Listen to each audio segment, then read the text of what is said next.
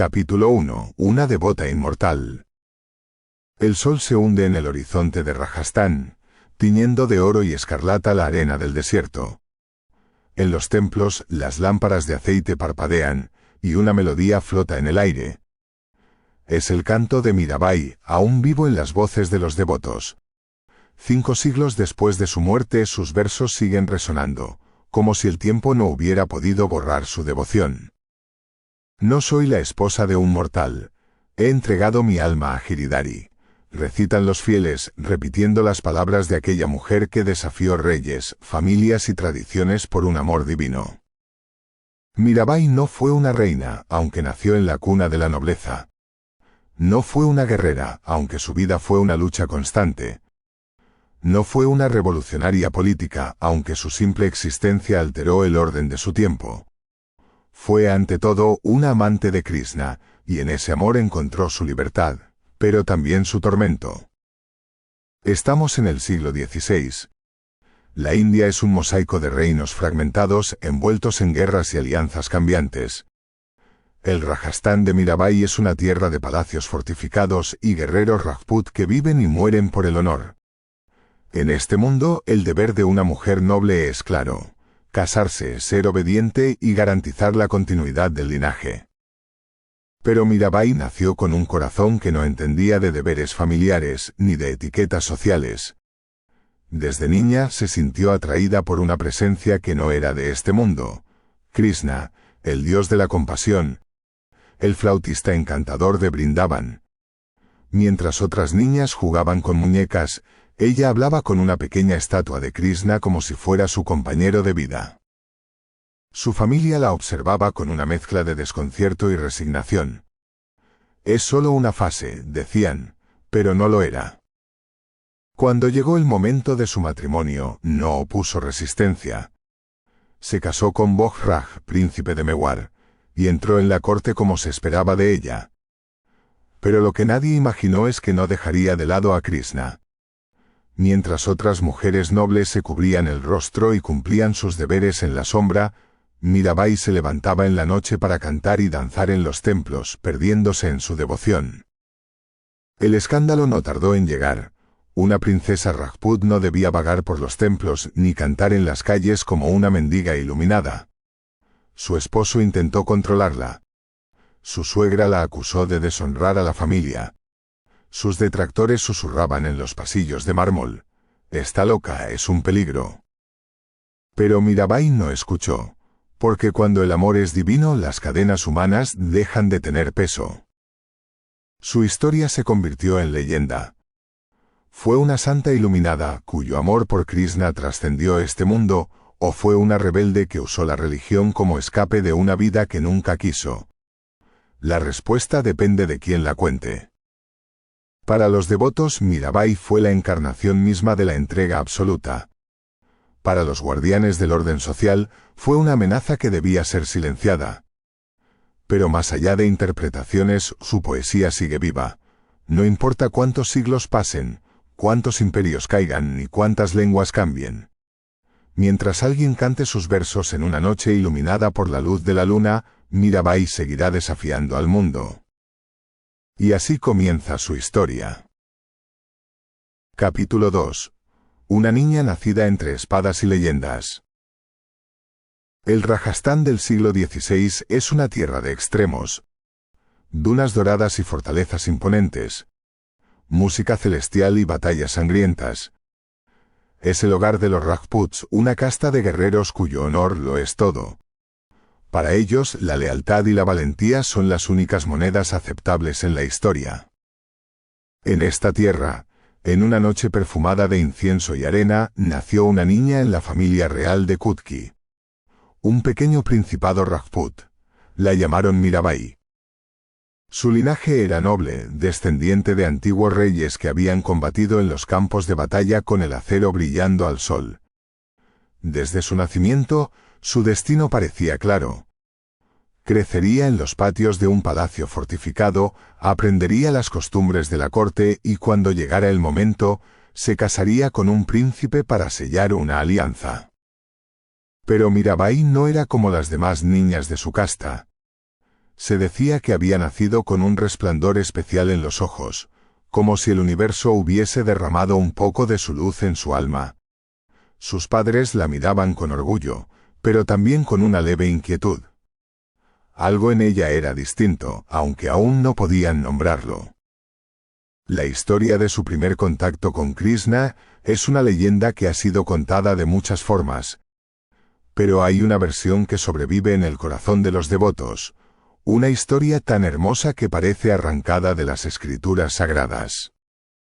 Cuando Mirabai tenía apenas 4 años, ocurrió algo que marcaría su vida para siempre. Un día, un grupo de músicos errantes llegó al palacio.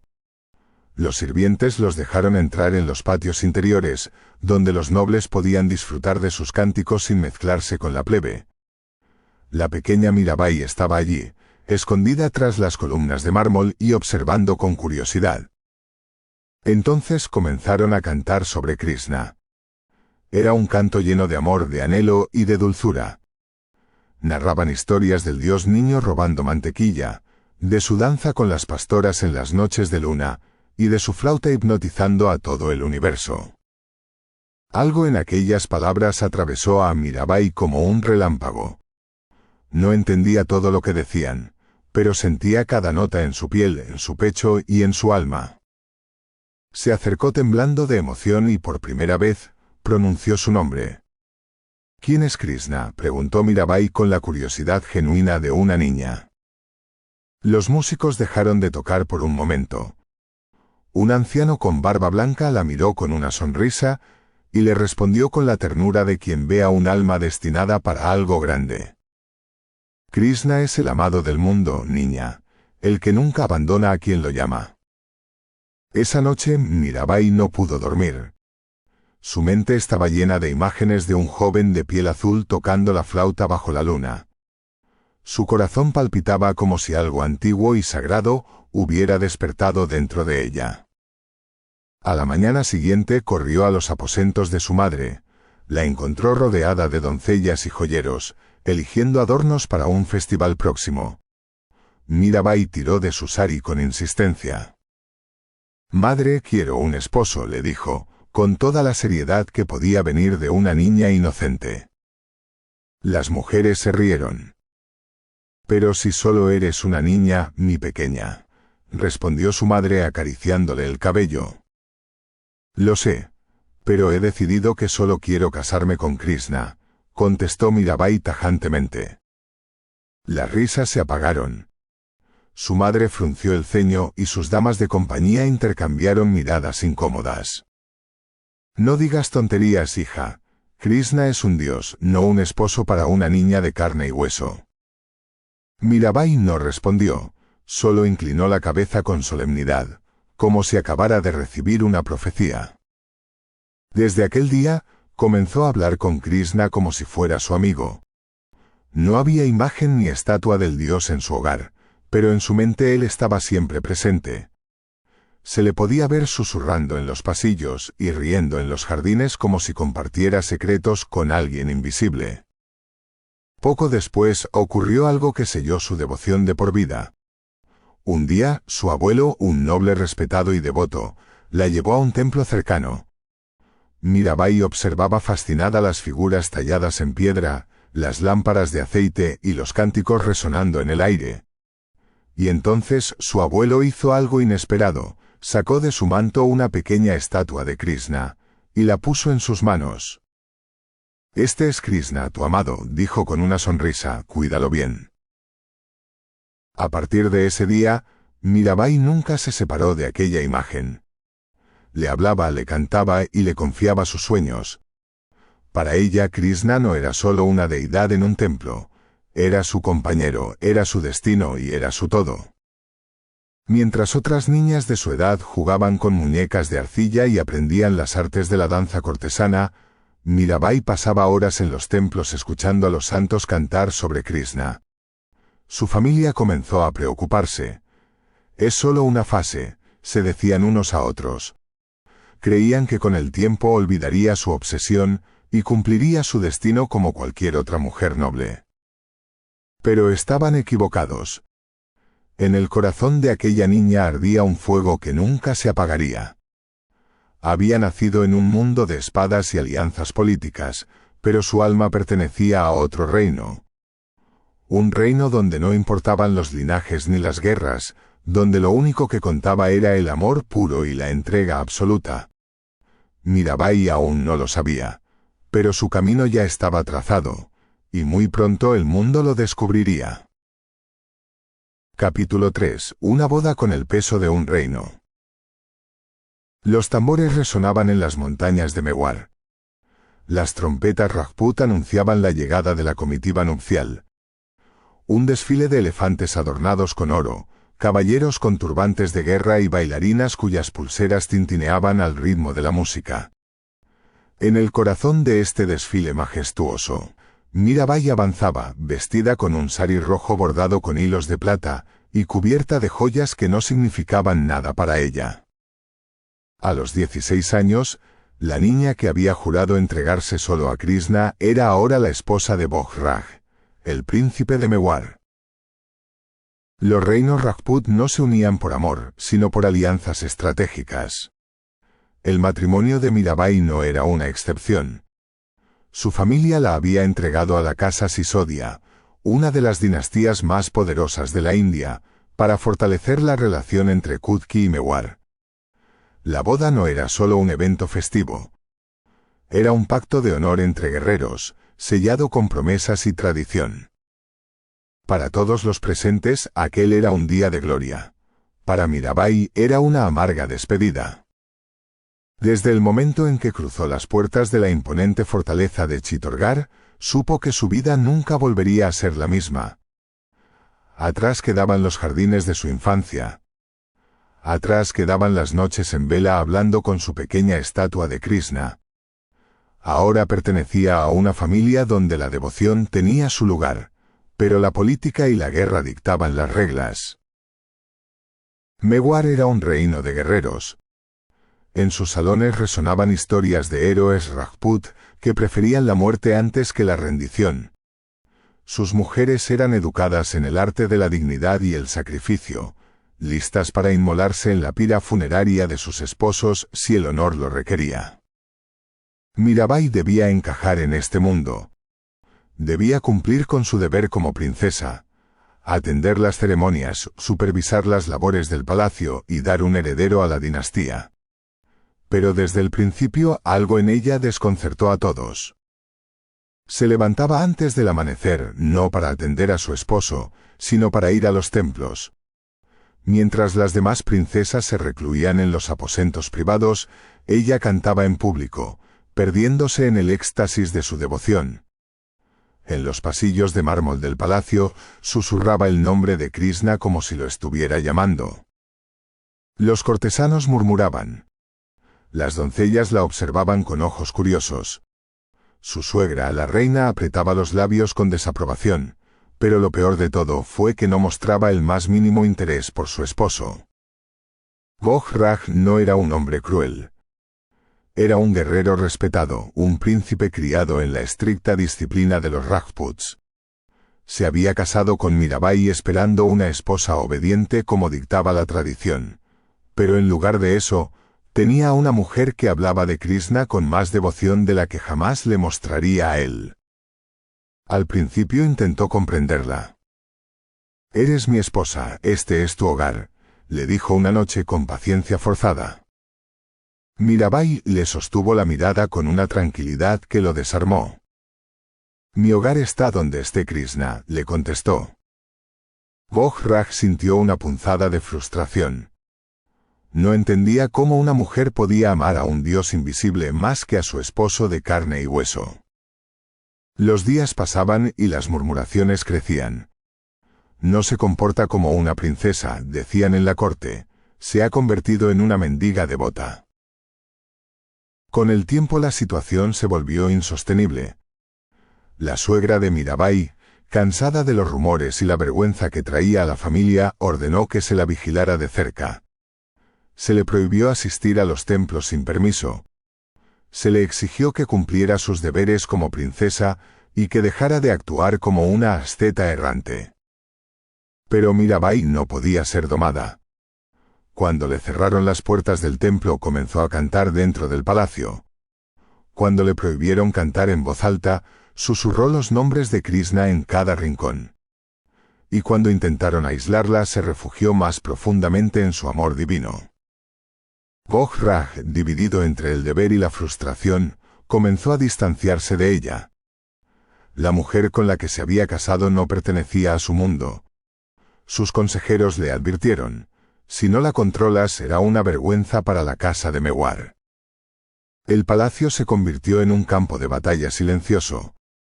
Mirabai no se rebelaba con palabras ni con enfrentamientos directos, su resistencia era más poderosa. Su resistencia era una entrega absoluta a su Dios.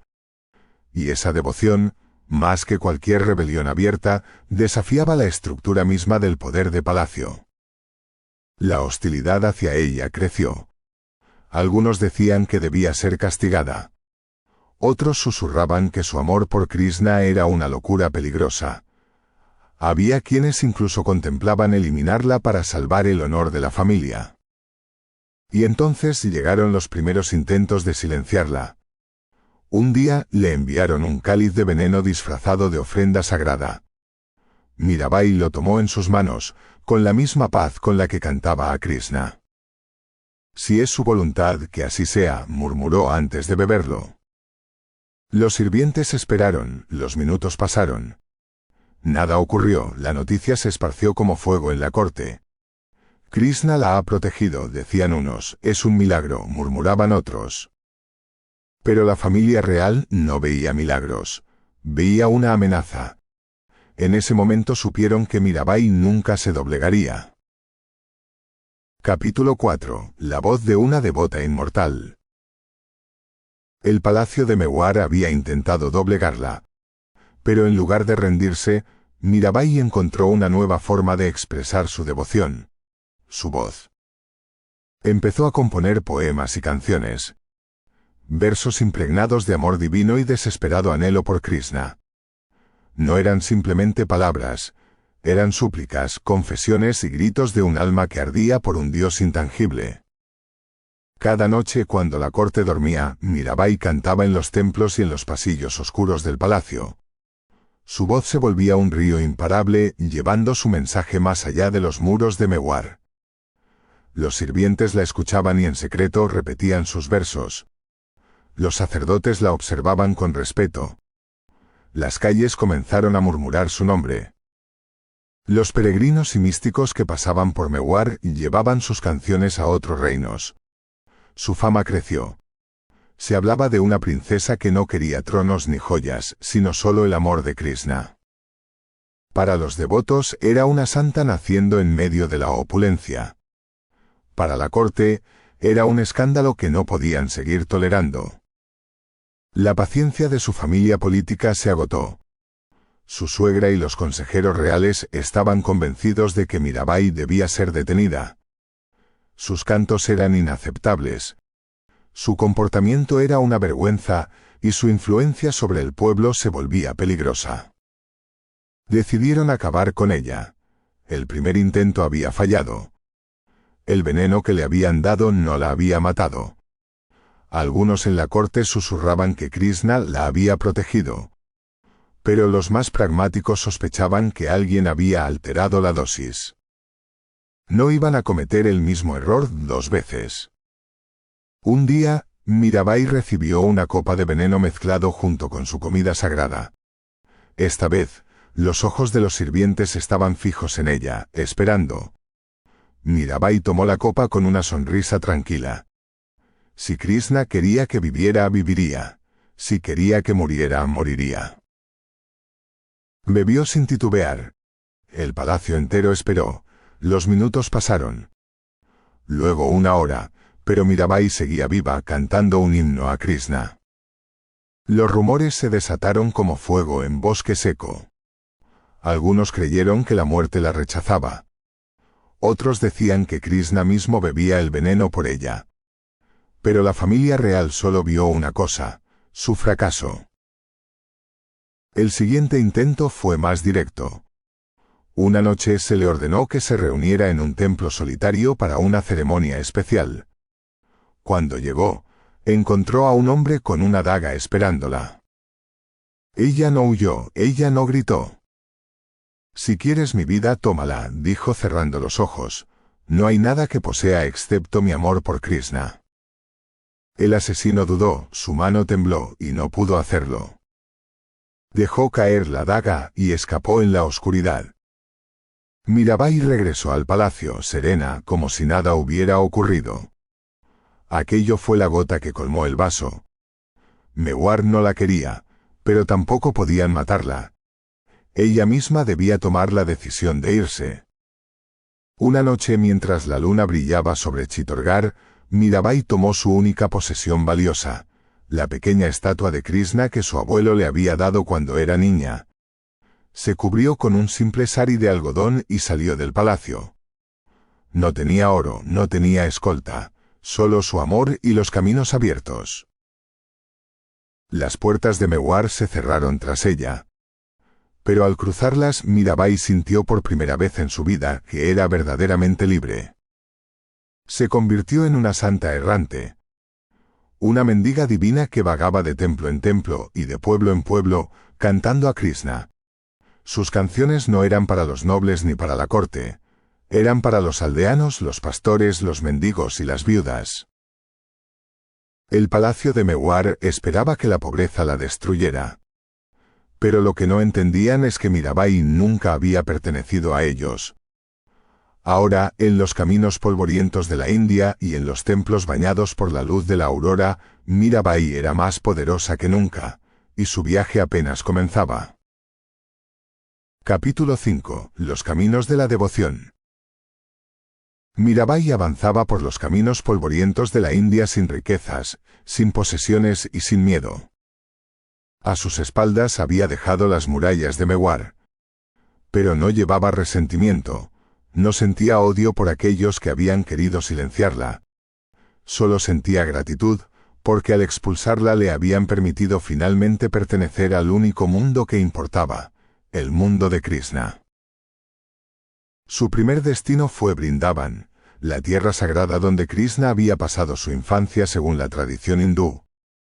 Para los devotos, cada árbol, cada río y cada sendero de ese lugar estaba impregnado con la esencia del dios. Cuando llegó, Mirabai sintió que volvía a casa. Los peregrinos la vieron deambular descalza, con el sari blanco de las viudas y la piel quemada por el sol, pero con una sonrisa que parecía desafiar cualquier sufrimiento. En los templos su voz resonaba como si fuera un eco del pasado, como si estuviera llamando a Krishna para que volviera a danzar con sus devotos. Su presencia no pasó desapercibida. En poco tiempo se convirtió en una figura conocida entre los sadhus y ascetas de Brindavan. Cantaba en los templos, dormía en los patios de los monasterios, y se alimentaba solo de lo que los devotos compartían con ella. Pero la fama es como un río, fluye sin control y arrastra todo a su paso. Las canciones de Mirabai viajaron más rápido que ella. Pronto, en cada pueblo por el que pasaba, la gente la reconocía. No era solo una devota, era una encarnación del amor divino. Una mujer que había abandonado su vida de princesa por la senda de la renuncia y la devoción absoluta. Los brahmanes ortodoxos no la veían con buenos ojos. Para ellos, una mujer no debía cantar en público ni predicar sin el respaldo de la casta sacerdotal. Pero Mirabai nunca pidió permiso. Ella simplemente seguía caminando. No estaba sola en su búsqueda. En su peregrinaje encontró a otros que, como ella, habían elegido el camino del amor divino por encima de las estructuras sociales. Uno de ellos fue Ravidas, el místico y poeta intocable que predicaba que el amor de Dios no tenía barreras de casta ni condición social. Se dice que Mirabai lo consideraba su gurú, y que fue él quien la inspiró a seguir su camino sin temor. Ravidas la vio como un alma bendecida por Krishna y la animó a cantar sin miedo, sin preocuparse por las reglas impuestas por la sociedad. En el amor divino no hay reyes ni mendigos, solo devotos danzando en la misma corriente, le dijo. Otro de sus encuentros fue con Tulsídas, el gran poeta y reformador, autor del Ramcharitmanas. Tulsídas era un hombre de profundas convicciones y aunque su devoción estaba centrada en el dios Rama, reconoció la grandeza de Mirabai. Se dice que en una carta, Tulsídas le escribió unas palabras que se convertirían en un lema para ella.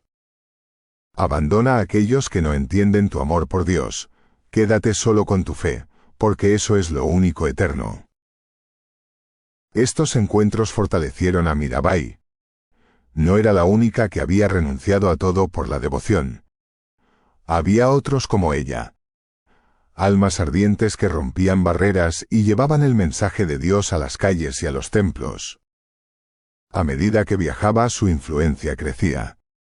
En cada ciudad, multitudes se reunían para escucharla cantar. No importaba si eran campesinos, comerciantes o nobles.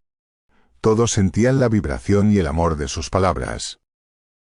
Se decía que cuando cantaba, las flores de los templos florecían fuera de temporada.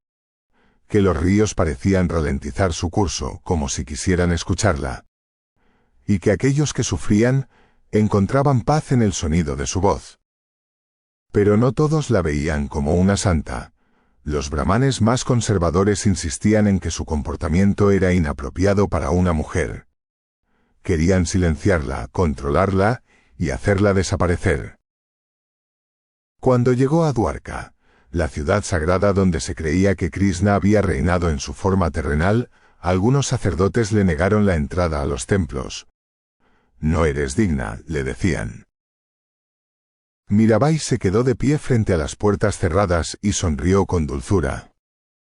Krishna está en todas partes, dijo, si me cierran estas puertas, él me abrirá otras. Entonces se sentó cómodamente en el suelo y comenzó a cantar. Horas después, las puertas del templo se abrieron solas. Los testigos quedaron atónitos, algunos cayeron de rodillas y otros corrieron a contar lo ocurrido, pero Mirabai no reaccionó con sorpresa. Yo no he hecho nada. Fue Krishna quien quiso escucharme, dijo a las personas que la miraban con cara de sorpresa. Desde entonces su estatus de santa viviente quedó sellado. Miles de devotos la buscaban. Querían tocar sus pies y recibir su bendición.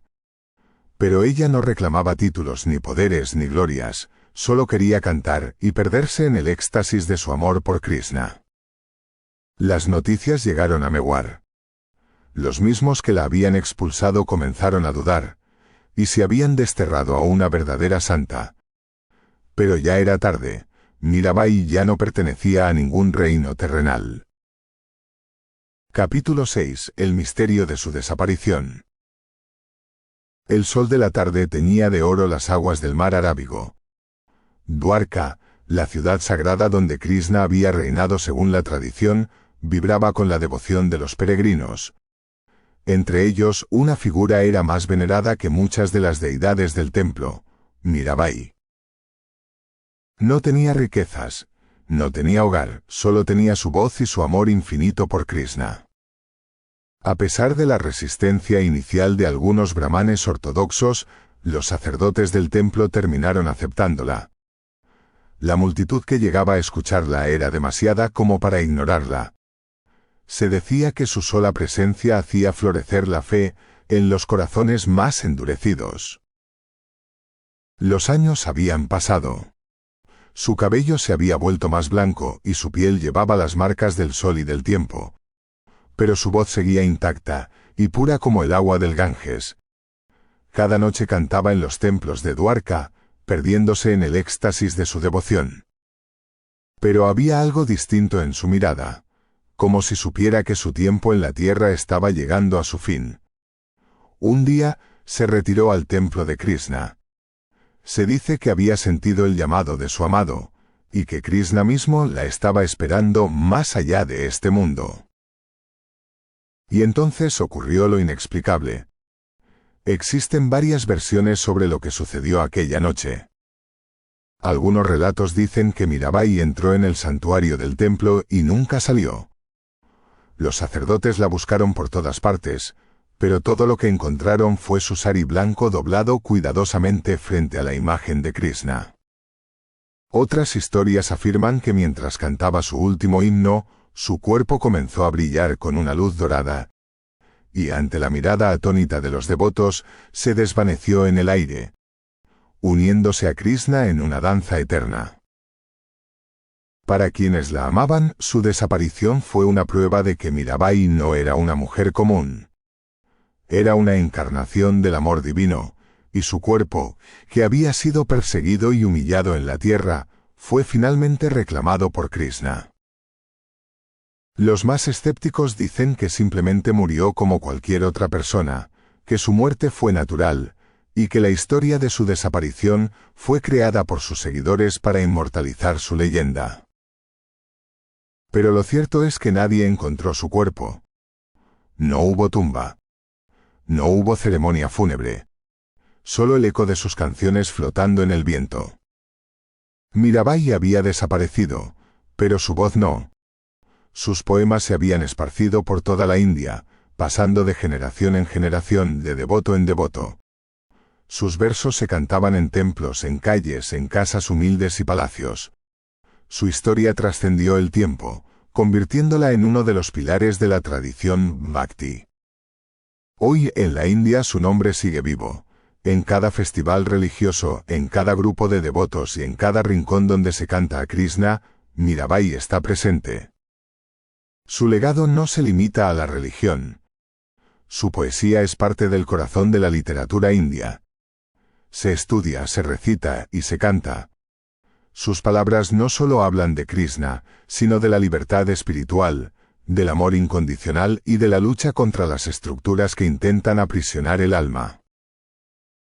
Mirabai no fue solo una santa, fue una revolucionaria del espíritu.